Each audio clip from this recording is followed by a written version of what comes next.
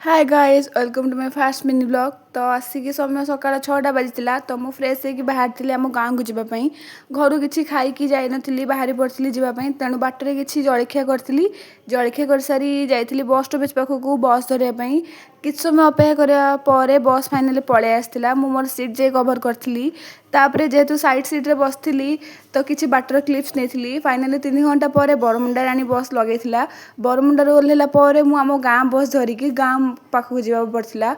तो ये देखु जो भाया खरा हो मनीष पूरा अवस्था बार बाज तो बरमुंडारू बस धरला आम गाँ पाख एनएच ओह्लैला मत अटो साहाଯ୍य गाँ को आसवा पड़ा कारण मुझे डायरेक्ट आम गाँ बस जेहेतु आसी नी तो मत अटो आसवा पड़ा। तो ये आसला बेले आम गाँव भ्यू आउ टाउन भ्यू तो बहुत डिफरेन्स आप भल भाव जानते। तो ये गाँ पाखापाखि होगी तो गाँव मिनी ब्लॉग देखापी मो चैनल को सब्सक्राइब करूँ। पार्ट 2 बहुत जल्दी आसो। रोचे जय जगन्नाथ।